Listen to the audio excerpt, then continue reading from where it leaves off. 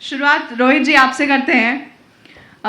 भारत में इस मंच पर हम यहाँ पर इस चीज़ को सेलिब्रेट करने के लिए मौजूद हैं, किस तरीके से भारत की अर्थव्यवस्था की रफ्तार बढ़ रही है और ऐसे में जो रियल एस्टेट का मार्केट है, जो बिजनेस का मार्केट है, वो कितनी गति दे रहा है और भारत की इकोनॉमी को किस तरीके से बूस्ट कर रहा है, इसके बारे में तो आप बताएं ही और साथ ही अपनी जर्नी से इसे ज़रूर जोड़ते हुए बताएं।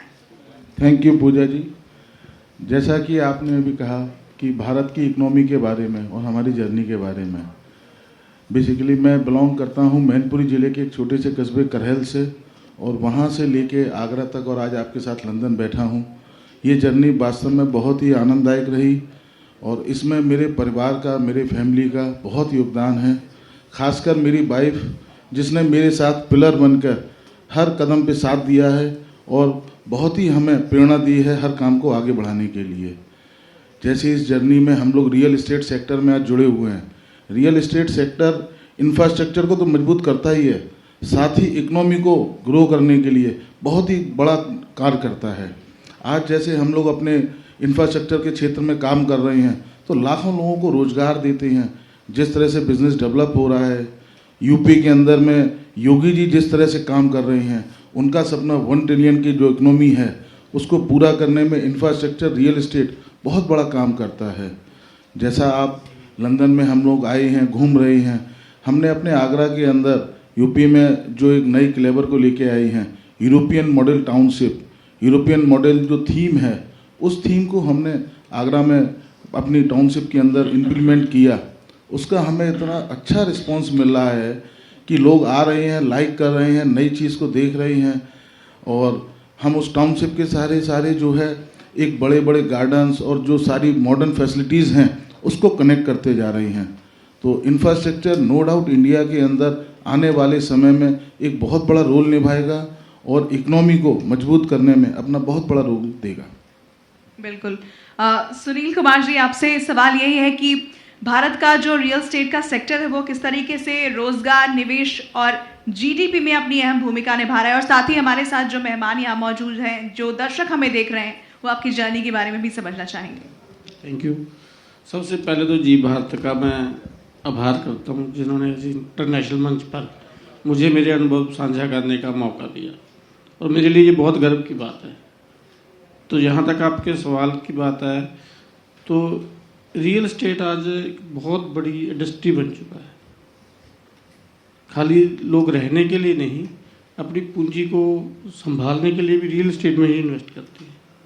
तो आने वाले टाइम में ये सेक्टर और बहुत बढ़ेगा। Thank you.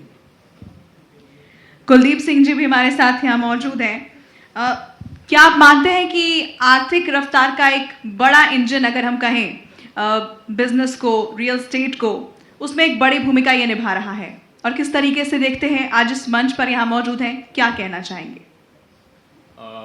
पूजा जी, पहले तो मैं एक चीज़ कहना चाहूँगा कि आज लंदन की धरती पे जी के मंच को मैं सलाम करना चाहूँगा कि हम जैसे युवाओं को और बहुत सारे बिजनेसमैन और अलग अलग क्षेत्र से आए हुए लोगों का सम्मान किया, उसके लिए तहे दिल से धन्यवाद। दूसरा मैं ये कहना चाहूँगा कि जैसे कि भारत की अर्थव्यवस्था चौथे पायदान पे है और बहुत जल्दी, जैसा कि आज उन्नति कर रहा है देश हमारा, 3rd पायदान पे आ जाएगा। तो इसमें बहुत सारी जो व्यवस्थाएं आज की डेट में भारत सरकार ने की हैं युवाओं के लिए, व्यापार के लिए, वो महत्वपूर्ण स्थान रखती हैं। और आने वाले समय में, जैसे मैं खुद एक टोल ऑपरेशन कंपनी चलाता हूँ, तो जहाँ भारत में रोडों की व्यवस्था बहुत ज़्यादा बिगड़ी हुई थी, आज बहुत अच्छे तरीके से वो व्यवस्थित हुई है। कहीं भी, जैसे हमारे उत्तर प्रदेश में एक गड्ढा मुक्त अभियान चलाया गया, उसके तहत ऐसे रोडों की व्यवस्था सही करी गई जहाँ पे मतलब काफ़ी समय से रोडों पे काम ही नहीं हुआ था। आज हम लोग टोल ऑपरेशन का काम कर रहे हैं, टोल शुल्क जनता से ले रहे हैं, तो उसके लिए हम लोग केवल शुल्क लेने का काम हम लोगों का नहीं है, उस शुल्क से हम कर क्या रहे हैं, उस शुल्क से हम लोग जो रोड यूज़र जो हमारे रोड से निकल रहे हैं उनके लिए एक अच्छे रोड की व्यवस्था, अच्छा एक इंफ्रास्ट्रक्चर तैयार करना। जो रोड के किनारे आप देखते होंगे मीडियंस में बहुत हरियाली वगैरह रहती है, साफ़ सुथरा गड्ढा मुक्त जो क्रैकिंग आ जाती है रोड में उसको मिलिंग करके फिर दोबारा से उस पर बीसी करना, तो ये सारी सुविधाएं। दूसरा फिर जैसे 24 घंटे वहाँ पे एक इंसिडेंट मैनेजमेंट की व्यवस्था की जाती है, जहाँ पे अगर किसी यूज़र के साथ कोई दुर्घटना होती है तो समय से वहाँ पे एम्बुलेंस पहुँचना, समय से उसकी गाड़ी को मेन कैरेज वे से हटा के दूसरी तरफ शिफ्ट करना। तो कहने का मतलब ये है कि ट्रैफिक मैनेजमेंट और बहुत सारी सुविधाएं आज भारत के रोडों पे दी जा रही हैं यूज़र्स को। रोहित जी, आप ये बताइए, इस वक्त हम लंदन में मौजूद हैं, हम यहाँ की हर इमारत की खूबसूरती को निहार रहे हैं, और आप जो भारत में कर रहे हैं वो भी यूरोप से कहीं ना कहीं रिलेटेड है, क्योंकि आप इसी थीम पर वहाँ पर इंफ्रास्ट्रक्चर का निर्माण कर रहे हैं। इंस्पिरेशन कहाँ से ली, क्या चुनौतियाँ अभी तक आपने इसमें फेस की हैं? पूजा जी, जैसा आप कह रहे हैं कि हम लोग जो यूरोपियन टाउनशिप जो बना रहे हैं उसका इंस्पिरेशन मेरी ट्रैवल को जाता है। मैंने पीछे 7-8 साल बहुत ट्रैवल किया अराउंड द वर्ल्ड, और जब दुनिया में गए, घूमे, देखा, तो यूरोप में आके ऐसा क्या अच्छा लगता है जो यूरोपियन लोग, हम कल्चर इंडिया से घूमने आ रहे हैं, देख रहे हैं, लंदन में आते हैं, घूमते हैं, अच्छा लगता है। बेसिकली जो उन्होंने अपने हेरिटेज जो अपने बनाया है, जो कंस्ट्रक्शन किया है, वो कंस्ट्रक्शन इस लिहाज से किया है जो सदियों के लिए हो गया। जैसे हम यूके के अंदर आके देख रहे हैं 800 साल पुरानी बिल्डिंग, 1200 साल पुरानी बिल्डिंग, तो वो बनी है, तो उस कंस्ट्रक्शन को, उस चीज़ को हमने यहाँ पे लाके अपने यहाँ पे कंटिन्यू किया है।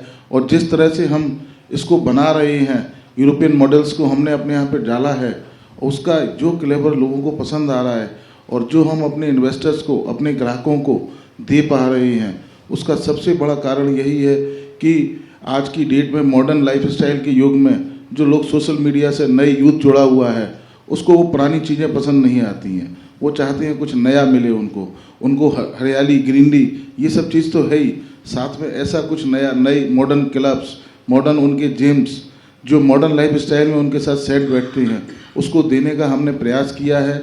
आगरा ऐसा शहर है जो रोड कनेक्टिविटी के लिए जाना जाता है। आगरा लखनऊ एक्सप्रेस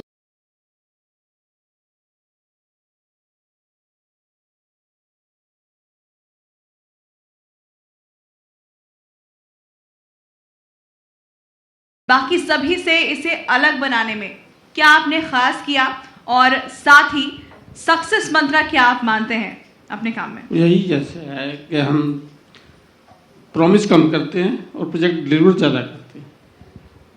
ये नहीं है कि बंदे ने हमारी कंपनी पे पैसा लगाया तो उसके बाद वो घूम रहा है, आगे पीछे देख रहा है, ऐसा कुछ नहीं है। कि आपसे मैं समझना चाहूँगी कि वैश्विक निवेश के लिए भारत के मार्केट को किस तरीके से देखते हैं? हम इकोनॉमी की बात करते हैं, तेज़ी से बढ़ती हुई हमारी अर्थव्यवस्था है, निवेश के लिए कितना बड़ा सेक्टर आप देखते हैं यहाँ पर? देखिए, भारत सरकार आज जो भी इंडिया में इन्वेस्ट करना चाहता है उसके लिए बहुत अच्छा और बहुत व्यवस्थित एक व्यवस्था बनाई है। जैसे कि रोड इंफ्रा में आज की डेट में सिंगापुर का फंड इन्वेस्ट किया हुआ है, बहुत सारे रोड्स उन्होंने खरीद रखे हैं